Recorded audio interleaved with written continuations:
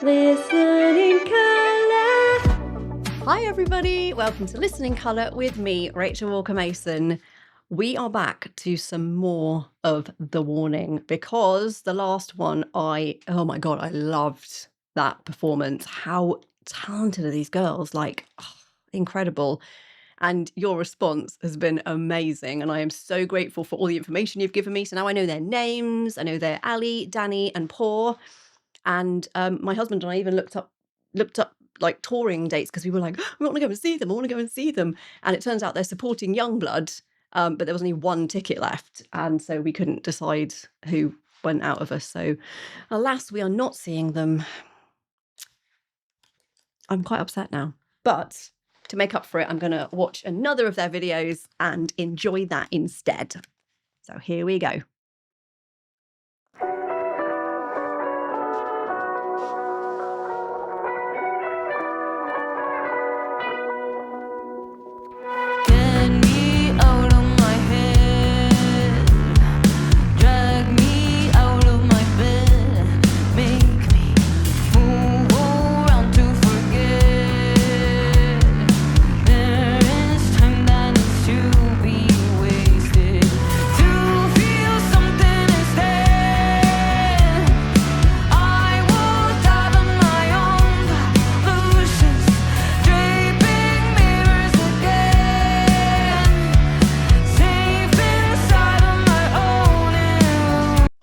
I love that they take it in turns to sing lead because it just gives a totally different colour to the song. Dany on lead vocals here is fantastic. She's got this really like that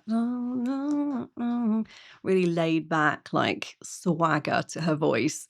And so those first opening lines, she's really under singing and she's using a bit of like a bit of vocal fry and that kind of relaxed kind of effect that makes her sound like she's not that bothered. It's like whatever.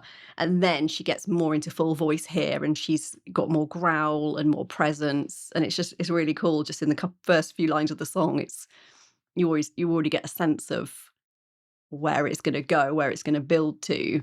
And I love that.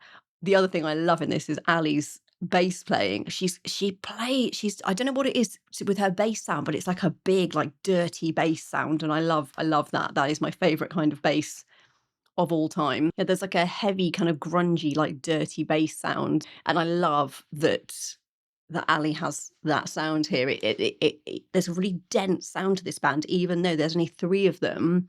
They make like a wall of noise, which is very reminiscent of like the grunge era, that three people could make this much sound. And it's just really, it makes me feel really excited about this band and about music. And I don't know, there's just something about them that is really special and really interesting. And like I'd love to see them live and see if this is really the power they have in person, because yeah, there's something like electric about them. I can see why so many of you absolutely love them, because yeah, they are something else. Oh, let's see what else they do.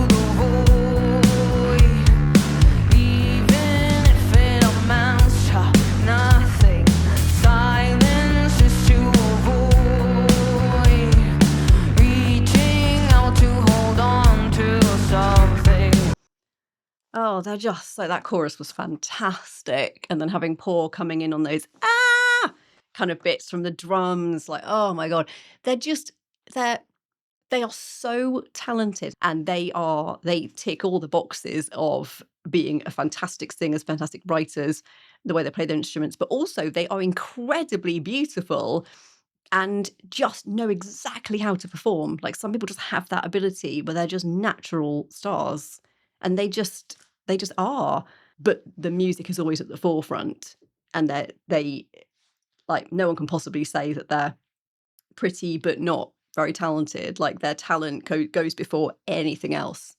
And they also happen to be really beautiful. Let's have a look at some of these lyrics. Get me out of my head, drag me out of my bed. And make me move around to forget. There's a bit that comes later on. Stepping into the void, even if it amounts to nothing. Silence is to avoid reaching out to hold on to something. So is it about not feeling you can connect to kind of human emotion and being forced into, is it about depression? Is it about that kind of feeling of when you feel kind of dead inside? I've been there a lot, being on antidepressants and stuff, and you just sort of lie in bed and rot there and think, oh, I can't do anything. And someone has to literally force you to get up and to do anything because you just don't, there is time that needs to be wasted to feel something instead. Like, you almost don't feel, and you could put your hand over a flame and you wouldn't feel anything. It's quite, it's a oddly numbing kind of illness. Is it about that? Because I know in the previous video, they talked about some other quite kind of dark issues, which really resonated with me. So is it about that? Yeah, it's interesting. Or is it about escaping pain or escaping heartbreak? It's quite a few things it could be, but I'm intrigued. So if you lot know, because you're the most brilliant people and you know all the facts, tell me everything you know because I want to know. Okay, here we go. I think silence is to avoid reaching out to hold on to something. I wish I could enjoy what this means to communicating, words that only destroy, leave me feeling. Oh, I just close my eyes till it all fades, and so I close my eyes, then it all fades. Yeah, I'm still aching, breaking, trying again, but I'll just close my eyes till it all fades. I can't help but feel. I can't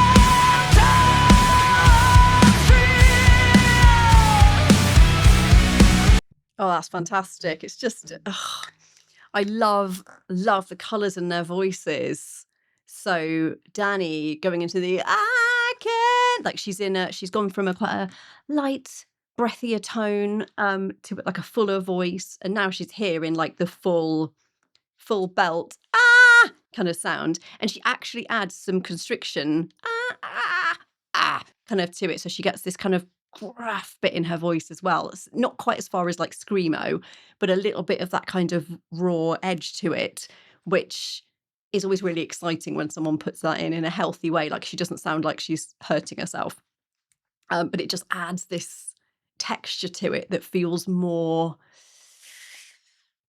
powerful and alive and angry. Like you've taken it over the edge of singing into that kind of gruffness, and it's really exciting. And not everybody can do that. Like it's always really exciting in the studio when you're trying to get someone to that point, and they do it, and it's everyone goes, "Oh, that's so cool!" And she just did it there on a couple of notes, and that was just perfect. If it had been for the whole line, it might have been a bit too much, but that was just used perfectly. Smart girl. Right.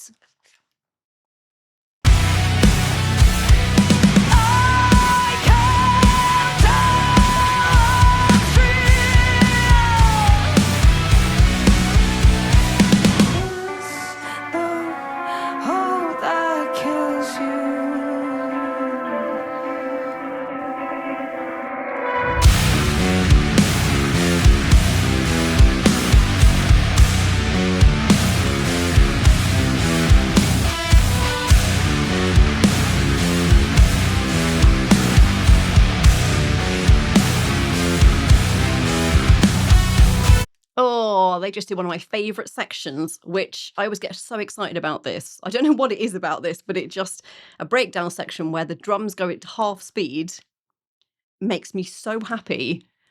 I don't know what it is. And then when I also love it when the guitar and bass play the same thing. So they got that walking down thing. That with the half speed drums, two of my favourite things in the whole world. And Audio Slave did that kind of thing quite often. They'd often pair the opening of quite a few of their songs would have like Show Me How to Live has that section where the bass and the guitar are playing exactly the same pattern. And there's just something, rather than it feeling hollow, it has this power that it wouldn't if they were playing different but complementary things. And the warning is so clever that they haven't done that yet in the song, but they knew exactly when to do it. And it just, whoa, it's like, it kind of hits you like full force. God, they know exactly how to put their songs together. Like the lyrics are great, they're singing it brilliantly, they know how to perform everything, but the sections of the song are just exactly where I would put them. Like there's nothing that they play where I think, wouldn't have done that. It's just exactly where I want things to be. They just nail it. Close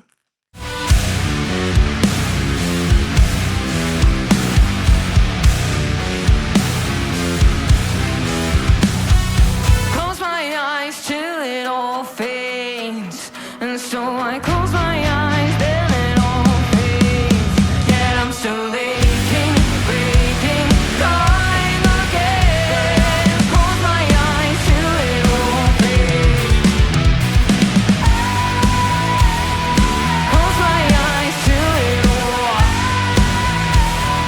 Close my eyes, yet I'm still aching, breaking, trying again. But I'll just close my eyes till it all fades.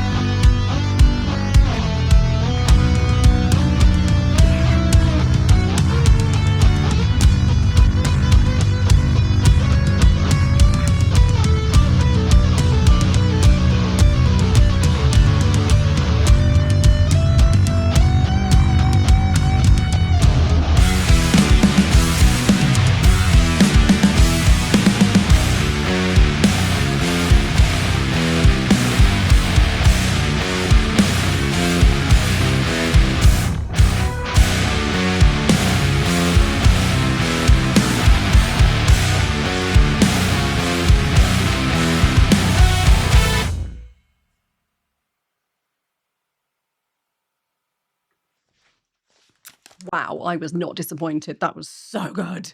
So good. And other little things, like I love how they put all the sections together. They're just perfect. But things like the way Dany plays the guitar. So when she's singing, she keeps her guitar here. She's not doing a weird lean over or putting her neck in a funny position, because there's quite a lot of singers who do very odd things with their necks when they're playing guitar and singing. Either they kind of do a lean back with their body and put their neck forward, which then puts your larynx in a really funny position and means you can't reach higher notes safely. But she stands exactly how a singer should stand with her guitar, which is not always easy to do. And then when she goes into like heavier kind of bits with the guitar, she kind of leans forward and stuff, but she's not singing then. So she's got exactly the right technique for being a singer who's playing electric guitar in a rock band. Just little things like that makes me think, yeah, they've got longevity because they're actually handling themselves really well. They're not going to cause issues. There's quite well known that even the bassist isn't playing so low down that it's hurting her shoulders. Ali, she's the bass sits lower on the body anyway.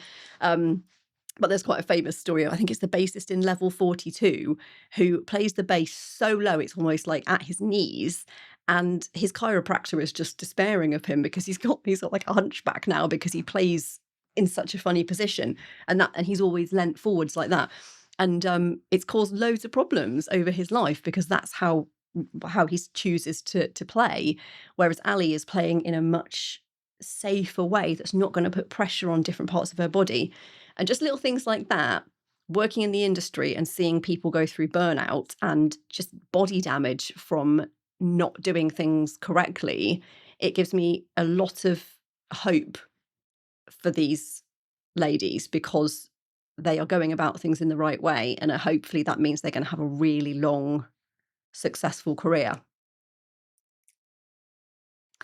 Color-wise in this one, it's very like heavy blues, like quite dense, almost like the bottom of the ocean kind of blues, like really dense. And then the little bits are like these little bursts up, like little kind of fireworks up of red kind of shooting up like this. It's just so cool. I just love it. I really do. I really love it. And I didn't think I'd hear anything like this in 2026.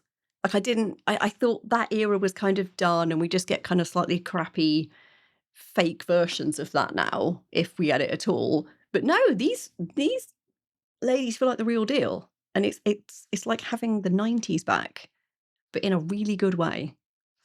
Working in the music industry is not well paid. So if you would like to support me, you can do so by buying me a coffee or a tea, as I say, because I'm British and drink a lot of tea. The link is here on my page. I want to say a huge thank you to everybody who's already done this. It just stuns me that you want to support me. Honestly, it is so kind, and my family and I thank you so incredibly much. Please remember to like, subscribe, share, and comment. And remember to have a colourful day. Listening